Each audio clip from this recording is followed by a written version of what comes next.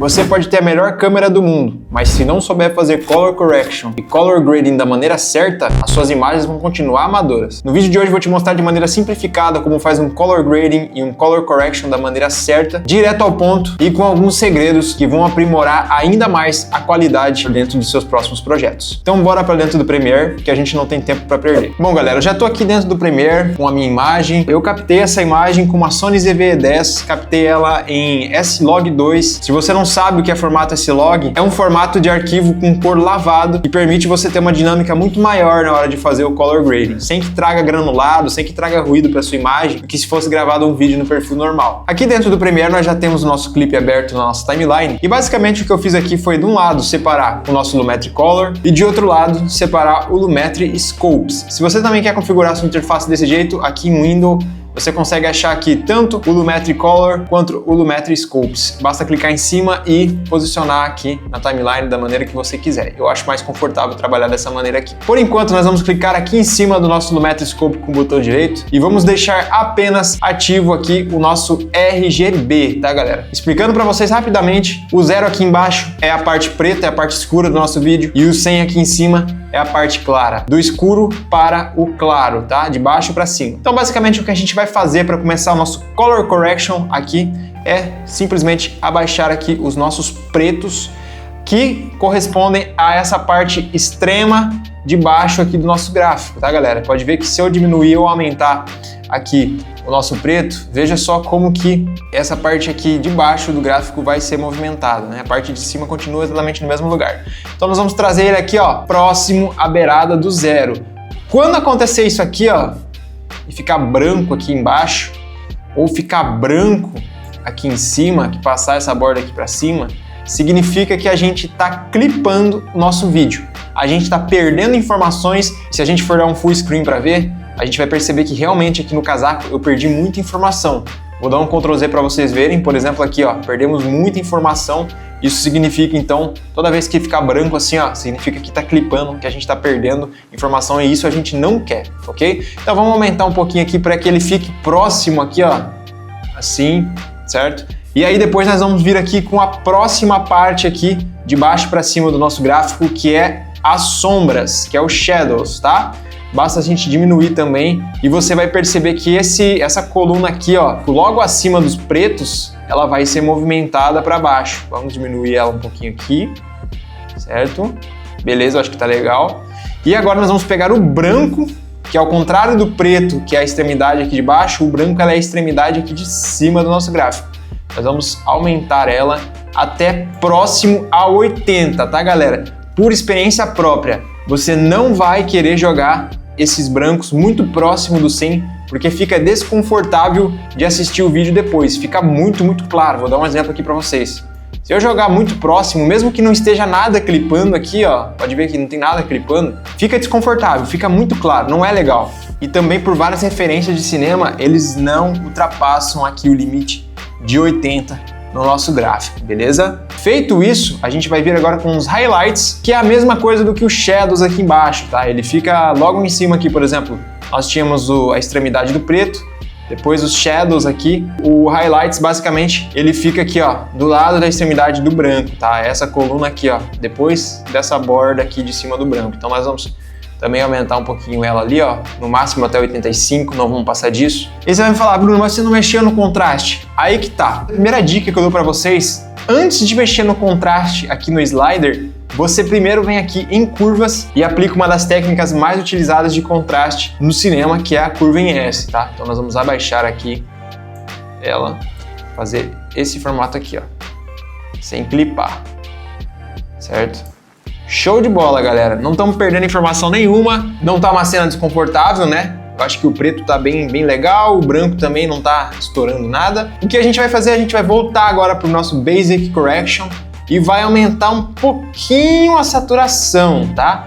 Quando eu mexer na saturação, você vai perceber que o azul, o vermelho e o verde aqui na nossa cena, né, eles vão também se movimentar da mesma maneira quando a gente estava mexendo aqui com os pretos ou os brancos, tá, galera? Ó, quanto mais aumentar, mais ele cresce. Também é ideal que a gente não deixe aqui, ó, as bordas passar de 90, tá? A saturação eu sempre tenho como base mais ou menos o 90. Então, a gente vai bater aqui, ó, mais ou menos uns 124, 125. Geralmente é sempre isso para toda a cena que a gente vai fazer aqui, não importa se esteja em S-Log2, S-Log3, C-Log, D-Log da DJI. Se você achar que ainda está faltando um pouco de saturação, nós podemos vir aqui em Creative e aumentar um pouquinho aqui a vibração, tá? Mas com muito cuidado para não trazer ruído de cor aqui na nossa cena. Então eu joguei em 60, eu vou dar um play aqui agora no nosso vídeo para ver se não tem nada estourando. E não tem realmente nada, né, galera? Não tem nem ruído, né, cara? Então vamos desativar e ativar agora aqui o efeito para ver como que ficou antes e depois. Antes e depois. Antes e depois.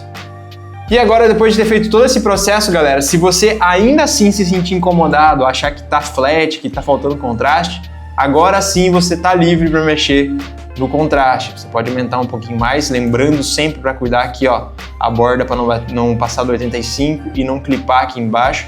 Então você pode vir um pouquinho no contraste, aumentar. E agora eu vou mostrar para vocês algumas técnicas aqui de cor que a gente faz no vídeo para deixar ele um pouquinho mais cinemático, tá? E aí já entra uma parte inteiramente de color grading, tá? Tudo que a gente fez até agora foi color correction, que é converter basicamente nosso vídeo de uma cor lavada para cor normal. Agora entra a parte de color grading e essa parte não existe regra. Cada colorista tem as suas técnicas, eu vou mostrar as minhas aqui que sempre funcionaram. A primeira técnica para a gente fazer aqui, o famoso roll-off, suavidade nos pretos e suavidade nos brancos. Basicamente o que a gente vai fazer é pegar esse topo aqui, ó, de baixo, tá? Do nosso gráfico de curvas e vai aumentar ele. Quando a gente começar a aumentar, você vai perceber na imagem aqui, ó, que os pretos, eles ficam uma espécie de mais cremosos, assim, eles ficam um pouquinho mais suaves. Depois de ter feito isso, a gente vai simplesmente aqui, ó, criar um outro ponto aqui e dar uma diminuída também, certo?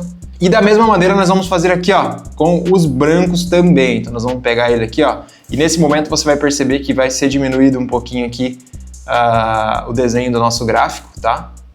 Vamos diminuir um pouquinho assim, então esse é o gráfico que eu sempre utilizo em todos os meus vídeos para deixar eles mais cinemáticos. Próxima dica que eu dou para vocês se chama Tilt and Orange, que é basicamente azul e laranja. Se a gente for pegar a tabela de cores complementares, você vai ver que o laranja ele é totalmente o oposto do azul. E é justamente como o nome diz, cores complementares, é uma cor que complementa a outra.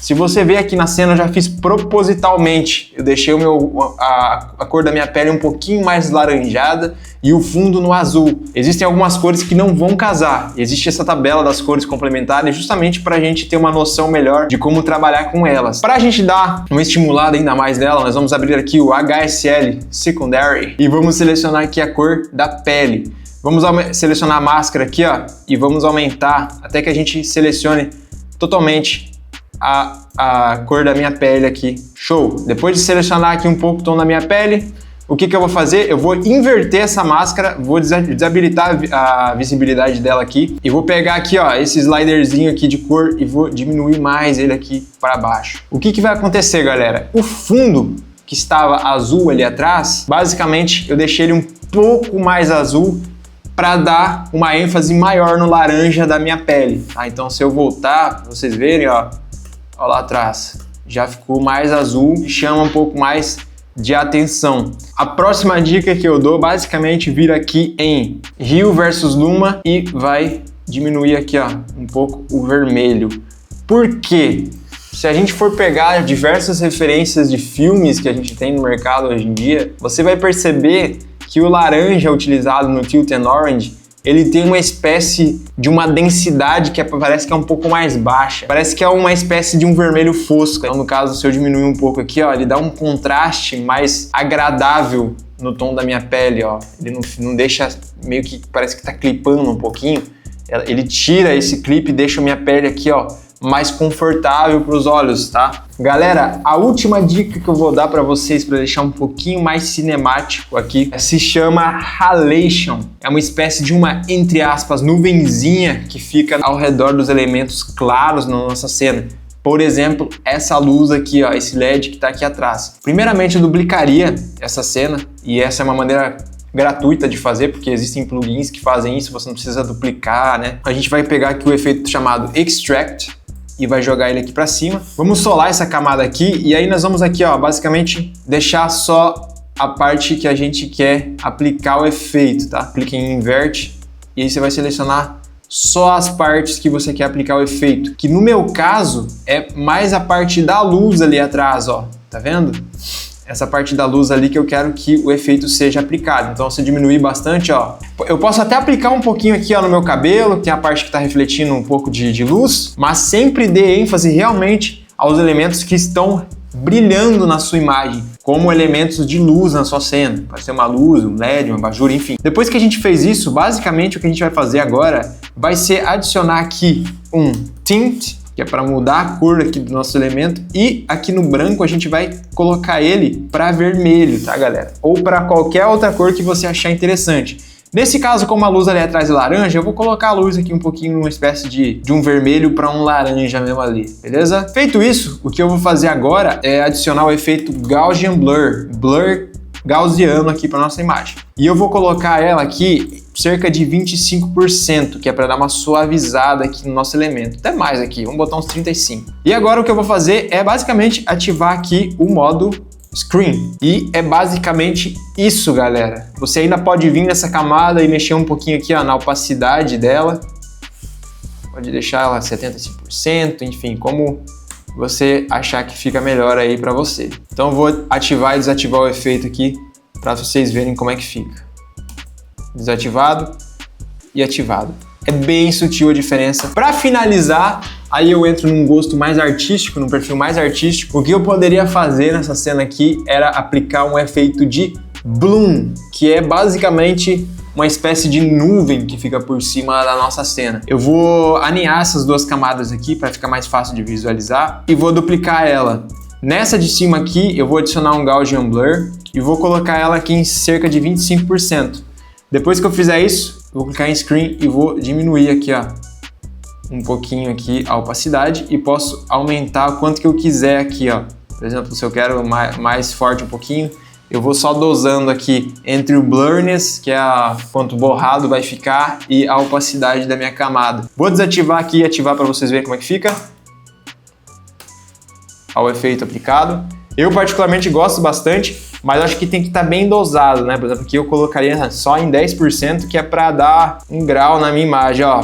Bem sutil assim. Também um extra, que é a questão de gosto que você poderia fazer, é basicamente adicionar aqui, ó, uma vinheta aqui no final. Você pode configurar ela como que você quiser, aumentar um pouco o feather dela aqui, por exemplo, roundness, pode mexer. Bom, galera, espero que você tenha gostado desse vídeo. Lembrando que para você ter um resultado desse nível, você vai precisar arrumar todo o set de iluminação antes de fazer a captação do seu vídeo. Se você quer aprender como iluminar seus vídeos de maneira profissional, cards aqui ou aqui do último vídeo que eu postei no canal, te explicando 100% como fazer a iluminação profissional dos seus vídeos sem complicação. Muito obrigado, deixa o like se você gostou desse conteúdo, se inscreve no canal para não perder nada, menos ansiedade, mais criatividade.